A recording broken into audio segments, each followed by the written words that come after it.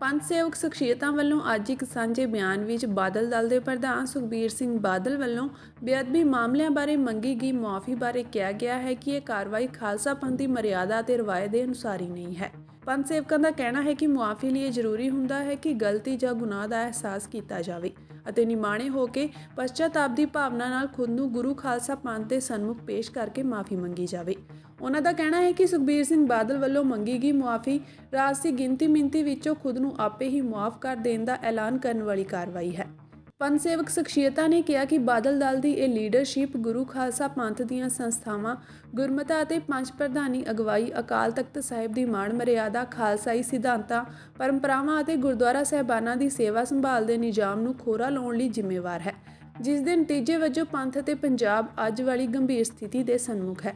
ਅਜਿਹੇ ਵਿੱਚ ਮਹਿਜ਼ ਇੰਨਾ ਕਹਿ ਦੇਣਾ ਕਿ ਬੇਅਦਬੀ ਮਾਮਲੇ ਪੰਥ ਵਿਰੁੱਧ ਸਾਜ਼ਿਸ਼ ਸਨ ਨਾਲ ਕੋਈ ਨਵੀਂ ਗੱਲ ਸਾਹਮਣੇ ਨਹੀਂ ਆਉਂਦੀ, ਕਿਉਂਕਿ ਗੁਰਸੰਗਤ ਅਤੇ ਖਾਲਸਾ ਪੰਥ ਤਾਂ ਇਹਨਾਂ ਘਟਨਾਵਾਂ ਦੇ ਵੇਲੇ ਤੋਂ ਹੀ ਇਸ ਨੂੰ ਪੰਥ ਵਿਰੁੱਧ ਸਾਜ਼ਿਸ਼ ਕਹਿ ਰਹੇ ਸਨ।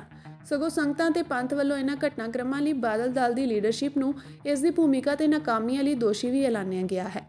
ਸਾਂਝੇ ਬਿਆਨ ਵਿੱਚ ਕਿਹਾ ਗਿਆ ਹੈ ਕਿ ਬੇਅਦਬੀ ਮਾਮਲਿਆਂ ਨੂੰ ਸਾਜ਼ਿਸ਼ ਦੱਸ ਕੇ ਬਾਦਲ ਵੱਲੋਂ ਇਹ ਸਪਸ਼ਟ ਨਹੀਂ ਕੀਤਾ ਗਿਆ ਕਿ ਇਹ ਸਾਜ਼ਿਸ਼ ਕਿਸ ਦੀ ਸੀ। ਇਸ ਤਰ੍ਹਾਂ ਇਹ ਕਥਿਤ ਮੁਆਫੀ ਰਾਹੀਂ ਸਿੱਖਾਂ ਵਿਰੁੱਧ ਸਾਜ਼ਿਸ਼ਾਂ ਕਰਨ ਵਾਲੀ ਇੰਡੀਅਨ ਸਟੇਟ ਨਾਲ ਨੇੜਤਾ ਕਰਨ ਦਾ ਯਤਨ ਕੀਤਾ ਜਾ ਰਿਹਾ ਹੈ। ਪੰਥ ਸੇਵਕਾਂ ਅਨੁਸਾਰ ਬੇਅਦਬੀ, ਪੰਥਕ ਏਕਤਾ ਅਤੇ ਬੰਦੀ ਸਿੰਘਾਂ ਦੀ ਰਿਹਾਈ ਦੇ ਜਿਨ੍ਹਾਂ 3 ਮਾਮਲਿਆਂ ਬਾਰੇ ਬਾਦਲ ਦਲ ਹੁਣ ਸਰਗਰਮ ਹੈ, ਇਹ ਮਸਲੇ ਇਸੇ ਦਲ ਦੀ ਲੀਡਰਸ਼ਿਪ ਨੇ ਸੱਤਾ ਦੇ ਮੁਫਾਦਾਂ ਲਈ ਆਪ ਹੀ ਉਲਝਾਏ ਤੇ ਖਿੰਡਾਏ ਹਨ ਤੇ ਹੁਣ ਬਾਦਲਾਂ ਵੱਲੋਂ ਸੱਤਾ ਵਿੱਚ ਵਾਪਸੀ ਦੇ ਮੁਫਾਦ ਕਰਕੇ ਹੀ ਇਹਨਾਂ ਮਸਲਿਆਂ ਵੱਲ ਪਰਤਿਆ ਜਾ ਰਿਹਾ ਹੈ। ਉਨ੍ਹਾਂ ਕਿਹਾ ਕਿ ਬੇਅਦਬੀ ਮਾਮਲਿਆਂ ਬਾਰੇ ਮੁਆਫੀ ਲਈ ਗੁਨਾਹ ਦਾ ਅਹਿਸਾਸ ਕਰਦਿਆਂ ਪਛਤਾਪ ਦੀ ਭਾਵਨਾ ਵਿੱਚੋਂ ਖਾਲਸਾ ਪੰਥ ਦੇ ਸਨਮੁਖ ਮੁਆਫੀ ਲਈ ਤਲਬਗਾਰ ਹੋਣਾ ਜ਼ਰੂਰੀ ਹੈ। ਪੰਥ ਸੇਵਕ ਸ਼ਖਸੀਅਤਾਂ ਨੇ ਕਿਹਾ ਕਿ ਸੱਤਾ ਦੇ ਮੁਫਾਦਾਂ ਕਰਕੇ ਖਫਾ ਜਾਂ ਵੱਖ ਹੋਏ ਵਿਅਕਤੀਆਂ ਜਾਂ ਧੜਿਆਂ ਦੇ ਇਕੱਠ ਨੂੰ ਪੰਥਕ ਏਕਤਾ ਨਹੀਂ ਕਿਹਾ ਜਾ ਸਕਦਾ। ਪੰਥਕ ਏਕਤਾ ਲਈ ਜ਼ਰੂਰੀ ਹੈ ਕਿ ਜਿਸ ਭਾਵਨਾ, ਸਮਰਪਣ ਤੇ ਅਕਾਲੀ ਚਰਿੱਤਰ ਤਹਿਤ ਸਰਦਾਰ ਤੇਜਾ ਸਿੰਘ ਸਮੁੰਦਰੀ, ਸਰਦਾਰ ਕਰਤਾਰ ਸਿੰਘ ਝੱਬਰ ਅਤੇ ਸਰਦਾਰ ਤੇਜਾ ਸਿੰਘ ਭੁੱਚਰ ਜਿਹੇ ਆਗੂਆਂ ਵੱਲੋਂ ਸ਼੍ਰੋਮਣੀ ਅਕਾਲੀ ਦਲ ਬਣਾਇਆ ਗਿਆ ਸੀ, ਉਸ ਦੀ ਬਹਾਲੀ ਕੀਤੀ ਜਾਵੇ। ਬੰਦੀ ਸਿੰਘਾਂ ਦੇ ਮਾਮਲੇ ਬਾਰੇ ਪੰਥ ਸੇਵਕਾਂ ਨੇ ਕਿਹਾ ਕਿ ਬਾਦਲਾਂ ਵੱਲੋਂ ਸੱਤਾ ਵਿੱਚ ਹੁੰਦਿਆਂ ਜਦੋਂ ਕੇਂਦਰ ਵਿੱਚ ਵੀ ਇਹਨਾਂ ਦੀ ਭਾਈਵਾਲੀ ਸਰਕਾਰ ਸੀ ਤਾਂ ਬੰਦੀ ਸਿੰਘਾਂ ਦਾ ਮਸਲਾ ਹੱਲ ਕਰਨ ਲਈ ਕੁਝ ਨਹੀਂ ਕੀਤਾ ਗਿਆ। ਹੁਣ ਜਦੋਂ ਇਹ ਕੁਝ ਕਰਨ ਦੀ ਸਥਿਤੀ ਵਿੱਚ ਨਹੀਂ ਹਨ ਤੇ ਭਾਜਪਾ ਇਹਨਾਂ ਨੂੰ ਠਿੱਠ ਕਰਨ ਉੱਤੇ ਤੁਲੀ ਹੋਈ ਹੈ ਤਾਂ ਇਹ ਬੰਦੀ ਸਿੰਘਾਂ ਦੇ ਮਾਮਲੇ ਨੂੰ ਆਪਣੇ ਰਾਜਸੀ ਮੁਫਾਦਾਂ ਵਾਸਤੇ ਵਰਤਣ ਦੀ ਕੋਸ਼ਿਸ਼ ਵਿੱਚ ਹੋਰ ਵੀ ਵਧੇਰੇ ਉਲਝਾ ਰਹੇ ਹਨ।